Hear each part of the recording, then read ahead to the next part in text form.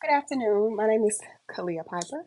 I am in Psych 17, Advanced Research Methodology. Um, right now, I am conducting my presentation over the voice recording only. I am completely okay with having the points redacted. I was having technical difficulties, and I'm a bit on the time schedule. All in all, to be honest with you. But with all that being said, let me see. So my research was named traditional, non-traditional, and traditional college students, self-efficacy, and social support.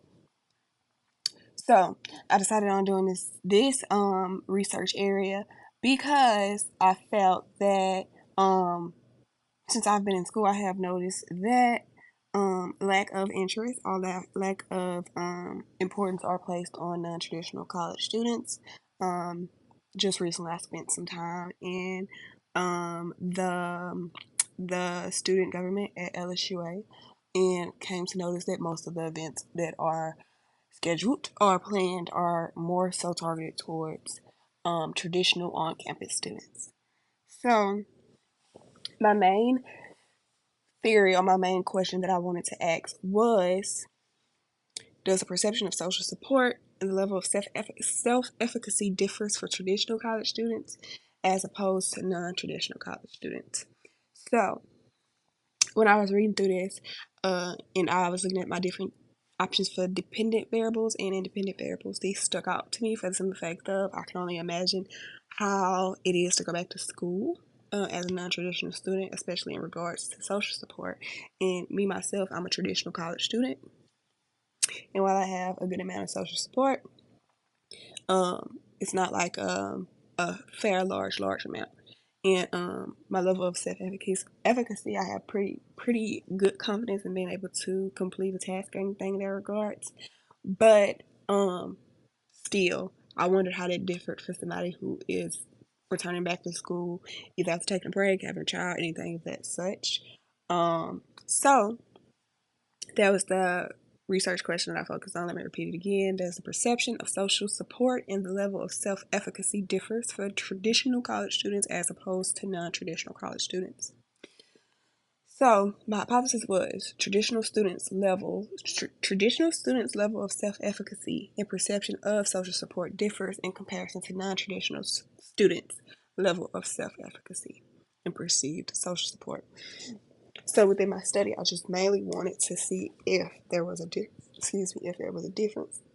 But also within my study, I also went into how it differed. So yes. So the participants that was used in the participants that was used in this study was all between the ages of, I believe, 18 and 27 or 25. They were all between that age. On top of the fact they was in between those ages, we also had to place a pinpoint on. I also had to place a pinpoint on the right way to define what could be considered a traditional or non-traditional student. So with that being said, it was 85 undergraduate students participating within the study from LSUA, or Louisiana State University of Alexandria. Um, And basically, how it went was they all were psychology majors and all undergraduate. And I had 50 of them, which were female, and I had 25 that were males. And all of them, again, were considered psychology majors at LSUA, or Louisiana State University. While 63 of the participants were quote unquote non traditional, I say quote unquote non traditional because everybody has a different definition. When I was researching, I noticed that everybody had a different definition they were using in regard to what a non traditional student was or a traditional student was. So, with that, in that regards, it was 63 non traditional students, quote unquote, and 62 quote unquote traditional students. Now, what I do want to go ahead and do is define what I viewed, what I came to be the definition of traditional. So for traditionals, for tradition non-traditional, it was an age group, a demographic, a part of a specific age group. Um, so anybody that was that was in their mid to late 20s and returning to school, having to take a break anytime between. I considered non-traditional, or I defined as non-traditional, and anyone that was in their late teens, and went straight into college after graduating from high school was what I considered a traditional college student. So, the main thing that came about when I was doing my study, especially with a lot of the research areas that I was using, um, was that I wanted to see how the independent variables, which are again the traditional versus non-traditional students, and how again it is impacted by social support, and how not only how it's impacted, they're impacted by social support, but if there was a difference between the two, because you would think that because a traditional student is a traditional student, they would gain more support from their peers, I guess you could say, or from their parents or their support system. In comparison to students that's considered non-traditional, who are most of the time older. Um, and again, so what I wanted to do was I'm going to go ahead and show the results for self-efficacy. What I was aiming to do was I conducted a MANOVA statistical test. Also, I do want to say that I used a survey placed within a Google form that was sent out to all the participants, explained everything with the study. Also, I used for my the self-efficacy study, or the self-efficacy, for the self-efficacy, I guess you can say, part of the study, in order to get a scale, like a measure on that. It was, the scale that was used was general self-efficacy scale, which has 10 items, which the main goals of each item is to get an idea of how each individual views their ability to accomplish something or to do something in any regards, or also to like from any type of bounce back from any type of setback, anything like that. That is what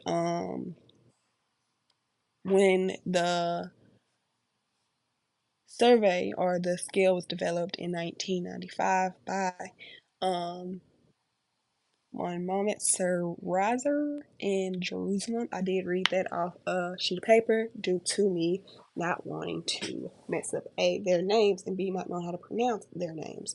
And I had came down to the scoring by the sum of each item, a part of it. There was 10 questions and 77 participants, a part of the research, the research scale and studies of that such. So basically what I end up coming to the realization is, or the results showed, that non-traditional students scored higher, scored higher um, on their level of self-efficacy than traditional students. So the best way to kind of break that down is that for the self-efficacy, the non-traditional students scored an average of 33.4. The traditional students uh scored an average of 29.4, which I converted over to the percentages, which you're trying to see in this graph, which again shows that non-traditional students have a higher level in regards to self-efficacy and their belief of how they can achieve something or commit to something in regards to that. And then for the traditional students, which was again 29.4, Um, they scored lower on down the bar. I do believe that that does support what I believe to be my hypothesis, which I'll go back to, that it was going to be uh, um, a differ between the two, and I'm not quite surprised about the fact that it leaned for the self-efficacy part. It leaned more towards the non-traditional students, but I'm going to move on towards the social support. Excuse me. For the social support, um, there was an average of 5.1 in social support level once I had calculated the averages of each one from the quantitative surveys that were given or that were shown. It was a 5.1 in social support for non-traditional students, and it was a 5.6 in social support for traditional students. I contribute that to the fact of, again, um, social support compared to traditional students versus non-traditional students. I do think their age kind of plays a role in it as well, um, because for social support, 9 times 10 you coming straight from on a general sense, what you would imagine it be, you are coming straight from um, probably home, so you have that entire system behind you. While for the individuals who are going back to school, while you do have social support, I feel like that push to go back to school is predominantly based off the the feeling of you being able to achieve it. Now, none of this is fact. All of this is opinion, which does not help nothing. But um, it's 12:05. So, but my results did support it because there was a difference.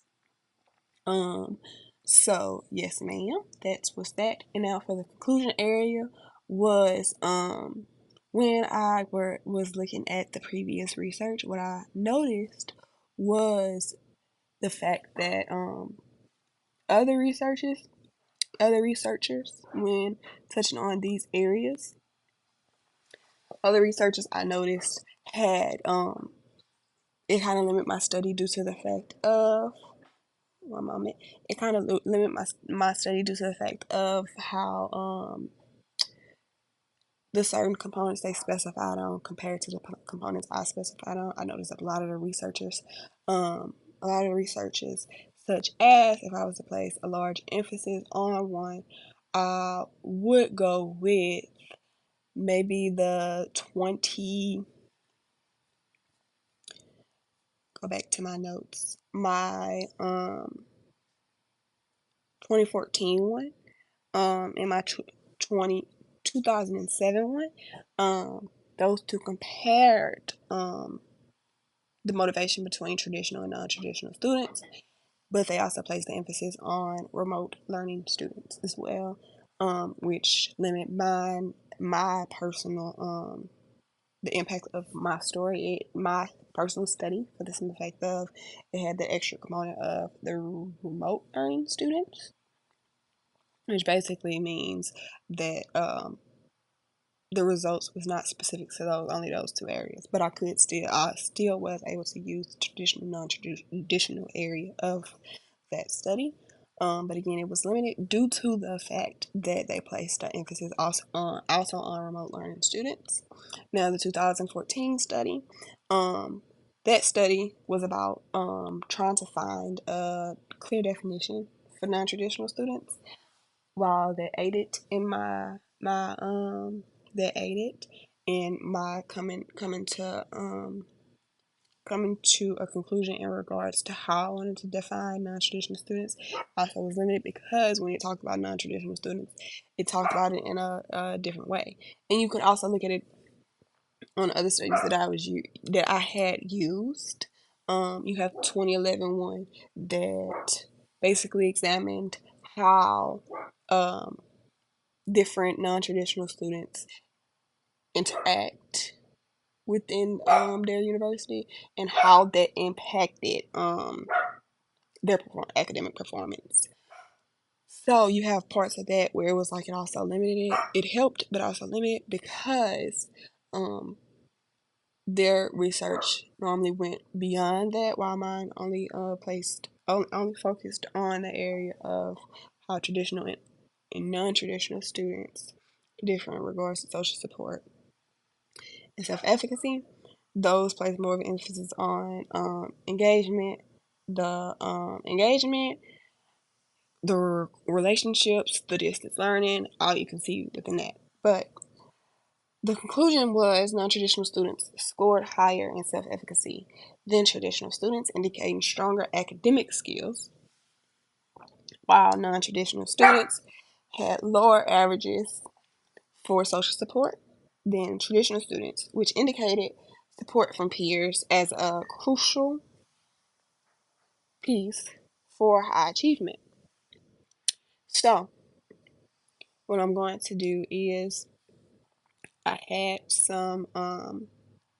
what I wanted to do was get to the point where was what I had examined. Um, Go back to that to place the emphasis on how that could be changed and bettered in regards to how it could be bettered for future research.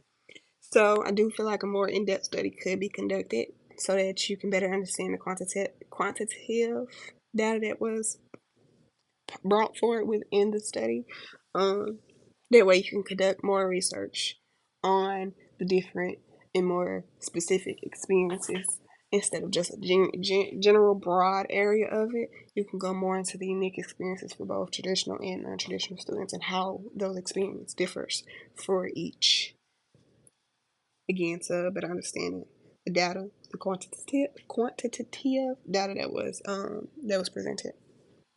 Another future research idea that I came up with was to diversify the sample that is used within the research study, get more participants from other universities. Let's say get more students from maybe schools or universities within the north instead of just the south. Basically, that goes back to the geographical locations and things like that. Plus, the university was a small one, so I feel like it on a bigger university, in a bigger university setting, I feel like I believe that you can gather even more information to specify things.